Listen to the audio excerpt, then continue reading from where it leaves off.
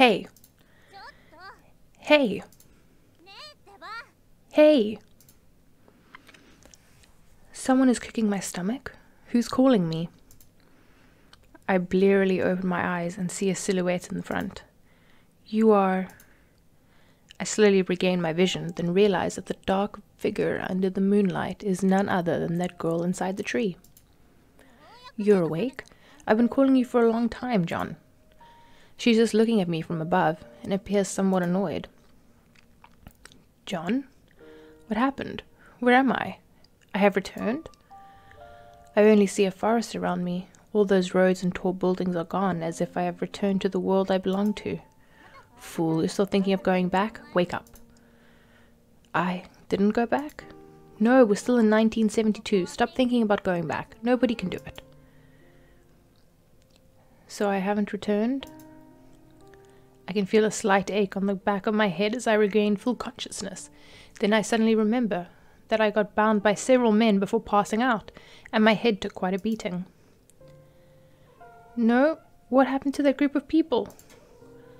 I scramble to a sitting position and look around, recalling this part. Don't panic, they've been dealt with. Dealt with? It took me quite a lot of effort, but I'm surprised you still care about them. Were you mad just now? Mad? You'd want to die so much by provoking that bunch of guys? You think you can go back 3 centuries if you die? No, I only wanted to ask them for help. You're going to die without any dignity if you carry on like this. The girl seems to be laughing for a while, but she sighs afterwards. Face it, you and I are the only ones here from 300 years from now. Stop stumbling around like a fool. You might lose your life anyway. But I had no other choice. My home, my family are long gone. I'm not certain what happened that night, but you do have my scent on you. Your scent? Right, you have my scent. That means the deal between us has been sealed. You became my thrall from that moment on. What are you saying this time? Deal? Thrall? I don't get what you mean at all. She pauses for a moment before smiling at me. My name is Yella Lester. I'm a vampire, and I come from a far more distant past. Yella? I slowly recite her name. This is a vampire's name? Haha. This girl is actually a vampiress? What are you laughing at? She seems somewhat angry. Maybe she's surprised by my response. I'm laughing at the sheer incredulity of things. Vampires, thralls, sleeping for 300 years? Do you have anything more far-fetched than these? You don't believe me? At this point, what's the difference whether I believe you or not? What's the difference whether I believe you or not? I have no place I can call my home in this world. Even if I believe her, it won't change anything. It looks like you choose to disbelieve. Well, what are you going to do? Yella comes closer and taps me with her sharp index finger. I will prove it to you. Your neck has my mark. She stabs my neck lightly with her fingernail. Mark? It's here. She jabs intently. My skin is about to break. Ow, it hurts. Don't tell me this girl is really a vampiress. Her hand is surprisingly large and doesn't match her appearance. 300 years ago, you sealed the deal with me inside that hole in the tree. The mark on your neck is the proof of our agreement. What deal? I didn't agree to it. Think about it. Would an ordinary human be able to live for 3 centuries if that person didn't sell his or her soul to a vampire? You must have forced it on me while I passed out inside the tree. You passed out? You were the one with no sense of shame when you touched me. God knows what you were planning at that time.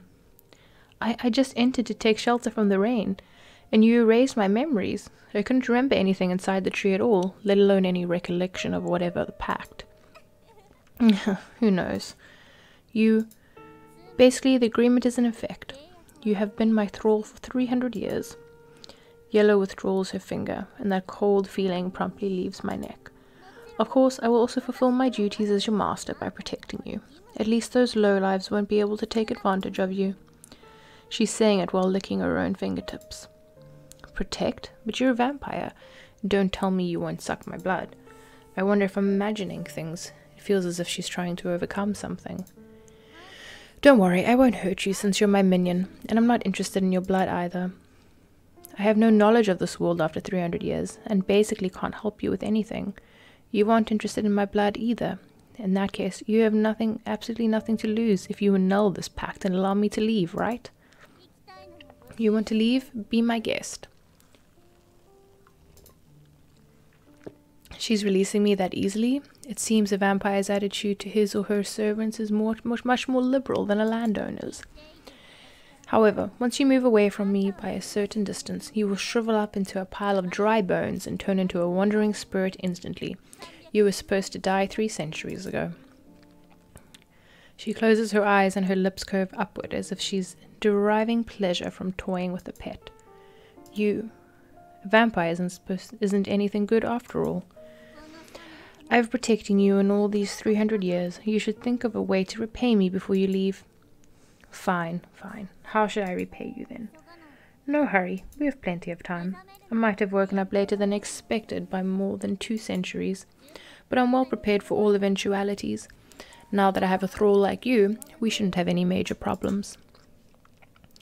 Perhaps you already took me into account a long time ago. How so? I didn't expect you at all. But it isn't always a bad thing. The wind from the mountainside is blowing her silver hair up, and she's smiling at me with her sharp fangs glinting under the moonlight. As her hair spreads out in all directions under the moonlight, she simply looks like a pure white angel. No, a vampire should be a monster. I can't allow myself to be deceived by this girl's appearance. Come with me. Your fate is already bound to mine. That monster whispers to me. Fate has cursed you and blessed you at the same time, John. I was wondering earlier, where did this John come from? I'm Raylan Monroe. Yella shrugs and smiles happily. I'm only pulling your leg, Raylan. You must be doing it on purpose. She's looking at me slyly and is smiling even more gleefully. Get up and change your clothes, then follow me. Yella points to something beside me. Huh? Where did you get these sets of clothes? I pinched them from those ruffians earlier. People may get the wrong idea if you go with me in such tattered clothing. You really got rid of them? I look at the pile of clothes and they really appear very similar to the ones those people were wearing earlier when they surrounded me.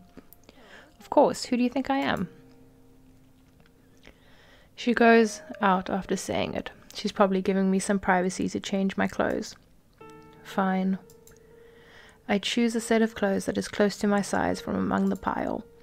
The clothes in this era are much softer than the ones during my time. After all, I have no choice but to follow you. Yella's shoulders stiffen slightly in the distance, as if she's heard my muttering. Yes, of course. Then she turns around to chuckle. I haven't finished changing. I hurriedly pull my pants up. Incompetent servant, hurry up and change. Yella quickly looks away while blushing, and she strides off in a huff. But her steps become more light-hearted after she's walked a few paces. She doesn't seem to be angry. Rather, she behaves as if she's jumping for joy after finding a treasure or something. Are you done changing? Coming. I quickly run after her. Since there's no going back, and I have nowhere to go, I might as well follow her. 2 heads are always better than 1.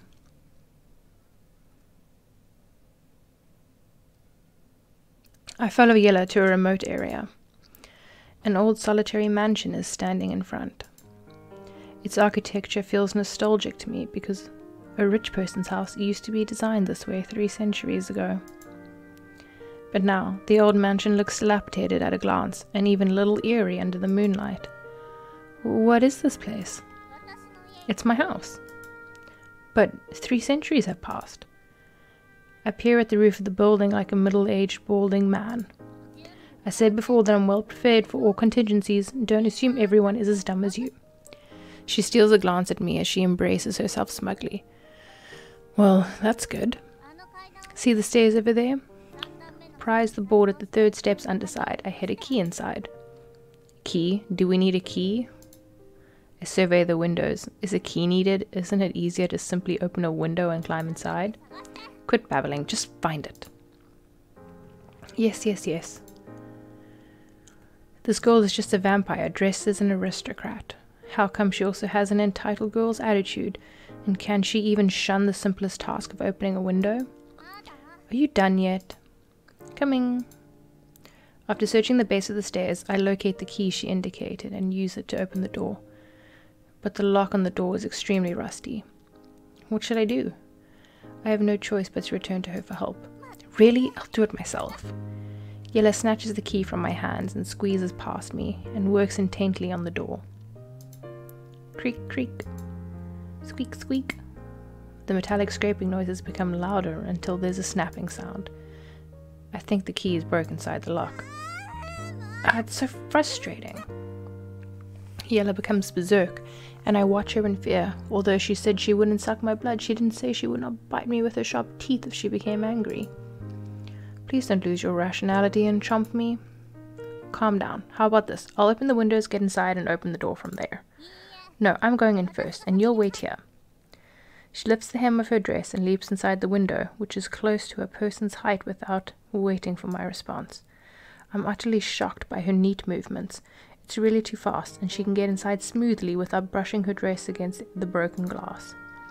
Then I hear a set of footsteps, followed by the door being opened with a groan. Shortly afterwards, I hurry inside. Ouch. Be careful. Upon stepping inside, I trip on a decaying floorboard and nearly fall down. Luckily, Yella is quick and catches me in the nick of time. You didn't notice such a large rotting piece of wood? And you even tripped on it. She glares at me and uses her feet to clear the litter on the floor. It's too dark here. I'm not used to it. I wait for my eyes to adjust to the lighting inside the mansion before I look around. The interior with the moonlight streaming in through the windows.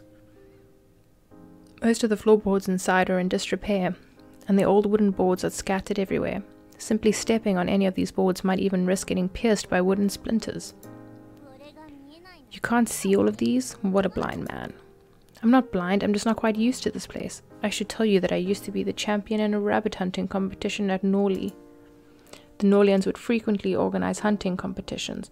One of their most challenging contests involved tracking down rabbits and catching them with the shortest time, so I was the best in this aspect. More like champion in a joke. My toes are better than your eyesight. Yella's mocking laughter interrupts my bragging about myself. Don't you dare underestimate. What is that? I suddenly notice a hole that looks larger than the other cavities under the moonlight on the floor behind Yella before I can rebut her. What? You're jumpy. She then turns around to look in the direction I'm facing. Her facial expression stiffens. Is this the first floor? The hole is so big. It doesn't seem to have rotted naturally by itself. It can't possibly be a tunnel dug up by some wild beast or other. Oh no, my vault! Yella goes in a fluster, her face ashen. Vault? I follow her. At the vault's entrance, I can see a flight of wooden stairs that is badly damaged by termites, and a man-made reconstructed walls around us. From my current spot, the place looks like a vault, but it's pitch dark and I can't see anything further inside. How did it end up like this? That's impossible. Yella stares incredulously at the interior as if she's going to use her gaze to dig out whatever is inside. What is going on? Why do you look so upset and fearful now? Don't tell me you hid something frightening inside, such as a vampire familiar or something. Ugh. Yella jabs a fingernail at my elbow, and it hurts so much I shrink back. Shut up. What a load of nonsense. The riches I've accumulated back then were stored inside. So it's treasure. What a fright. I can't see the interior, but I should be fine as long as it doesn't contain some strange beast skeletons inside. In that case, let's retrieve them quickly. They're gone. Gone? Wait! Yella crumples like a puppet falling off its broken strings after saying it, and I quickly help her to rest at one side.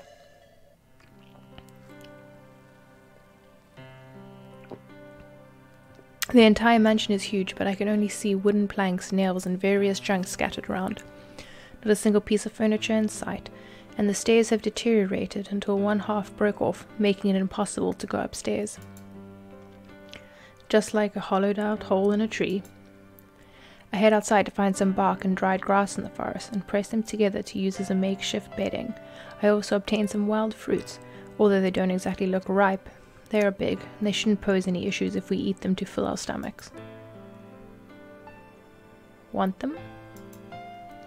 I bring the bark, dried grass, and wild fruits back to Yella. She doesn't seem to have recovered from her massive shock in losing all of her valuables, but she just quietly pushes away the wild fruits I offered to her. As I lay on the bark on the dried grass, I recall Yella's cocky attitude earlier. I'm well prepared for all eventualities. Now that I have a thrall like you, we shouldn't have any major problems. So that vault which became easy pickings for looters was the only thing she prepared for all eventualities. I can't help chuckling. What are you laughing at? Maybe our surroundings are too quiet, and my laughter is a bit noticeable. I heard it. Are you laughing at me? No. This girl is still extremely proud of herself, surprisingly. Just like a lady from a rich family. What are you laughing at then? I was just thinking, how should I say it?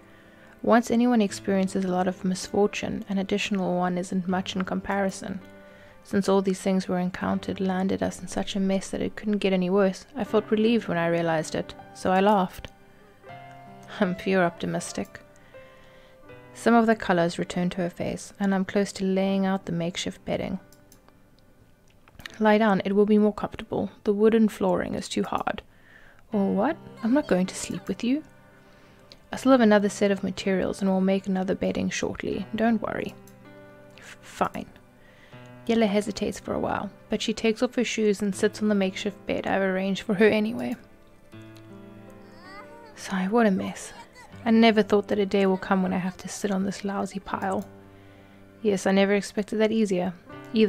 I was still enjoying a piping hot bowl of vegetable soup that Mr. Cook had prepared for me at home yesterday morning, and everything changed in the blink of an eye. I amassed all those valuables through my blood, sweat, and tears. The vault was filled with so much treasure one could buy anything easily, and I just need to wait for the curse to pass. I don't know how much treasure you have accumulated, but how did you amass them? You should know that ordinary people like me would never even think of digging an underground vault, specifically for storing valuables. It is quite an achievement just to fill a box with silver. Don't forget, I'm a vampire, not an ordinary person. I can obtain those riches from aristocrats easily. No, you just said now that you worked your blood, sweat, and tears for them. How did it become a matter of attaining them easily from the rich? Never mind. Actually, I'm beginning to get used to it. Just like that time when you said you were well prepared for all eventualities. Now, I mimic her voice and facial expression, but she pinches my arm savagely before I can finish. Ow! Shut up. If you say anything further, I'm going to rip out your mouth. Yes.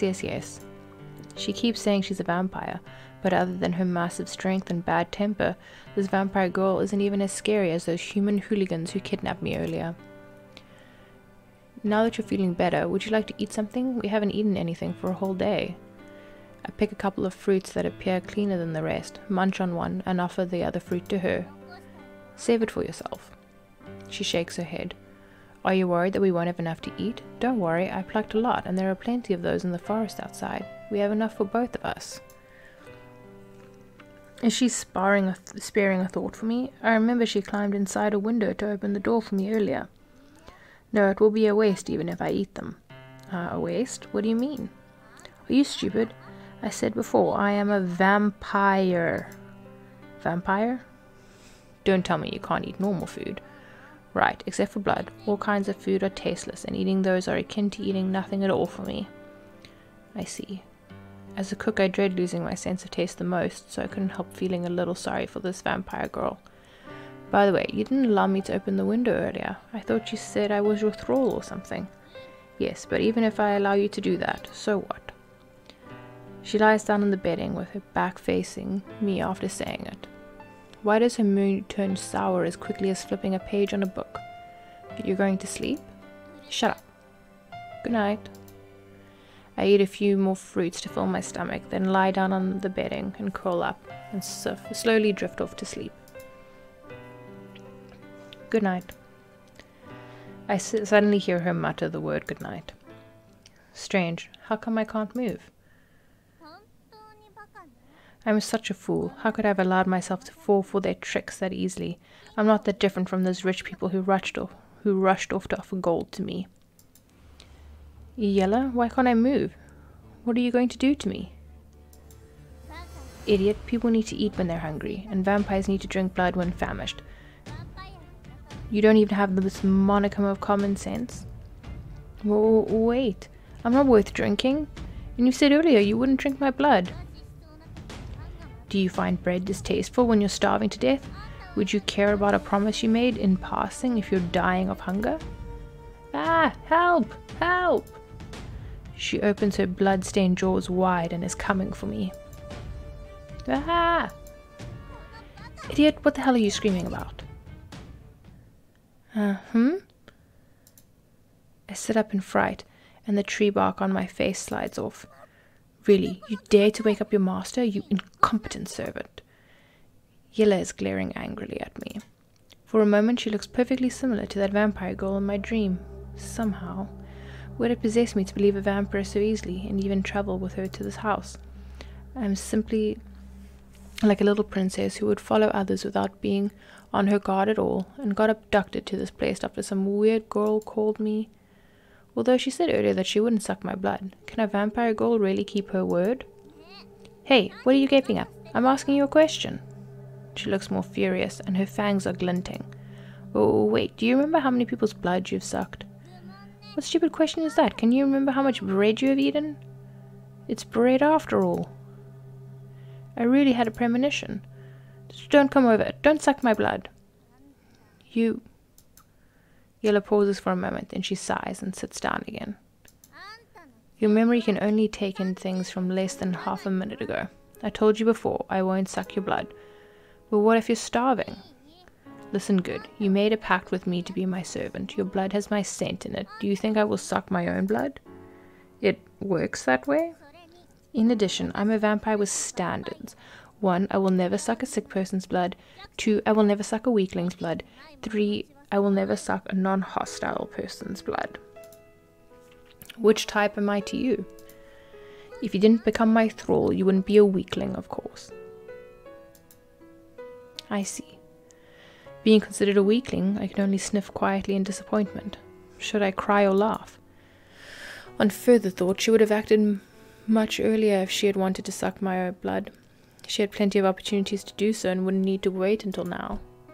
Suddenly the noises, which sound like metallic sheets hitting against something, are coming from outside the mansion. I look out the windows to see a few men step out of a car, and they are bantering among themselves while walking towards the mansion. A few people are approaching. They don't look like thugs. What kind of people are they to you? Normal people, I think. Do you want to suck them? Ow, it hurts. Surprisingly, she pinches me hard again. That group of people seem to have heard my voice, and they stop to look at me. Are you a vagabond? One of them comes over to the window to ask me. Huh? For a moment I have no idea how to answer him, but he opens his mouth immediately without waiting for my answer. This building isn't owned by anyone and will be demolished as planned. For your own safety, please leave immediately. No, this building's owner is right here. I point to Yella beside me. You say she's the owner of this building? The man laughs as if he's just heard a joke. Otherwise? I glance at Yella to confirm on things. She's gone, servant. However, I didn't expect her to give up so easily after all. You're not the owner? I suppose I say that I'm the owner of this mansion from 300 years ago. So do you think anyone will believe me? Yella scowls at me before she steps out of this place. Wait for me. I run after her. You're leaving, just like that? You're giving up even though this place used to be your home? It doesn't matter. In any case, I don't have anything that I need in there. Fine, it's your home, not mine anyway. What, you have something to say about it? No, not at all. I just think you're quite pitiful as a rich vampire girl. Not only have you lost all your valuables, but your mansion is also going to be demolished by others. Is there a vampire in a worse state than you? Say it again. Ugh! Yella grabs my cheeks in one stroke, and her fingernails are digging into my skin, which hurts. Wrong, I'm wrong. What an incorrigible, stupid servant. Wise up a little. Yella relaxes her grip, and the mood between us settles down for a moment. This calmness gradually becomes awkward afterwards. Without a goal, the air feels more chilly by a few degrees because of our wretched state. Hey, you don't feel hungry? I notice Yellow is swallowing her own saliva in smaller mouthfuls. A vampire can go without sucking any blood for a while. I can last a long time after a full meal. That's quite convenient then. Would you rather I turn you into a vampire as well? Yellow smokes briefly. Only need to suck all of your blood, then use my powers to transfer my blood back into you, and it's done. She's running her fingernails across my body while saying it, giving me goosebumps. Don't, it sounds horrible. Don't ever do that. It's more useful to have a human than a vampire as my servant. At least I won't need to share my food with you. Right, right. I remember the wild fruits I ate yesterday and nod in agreement. Well, Missy, what should we do now? I have no idea. At any rate, let's go to the city for now. The city after 300 years is so huge. We'll definitely find our niche in there. She's scary, yeah.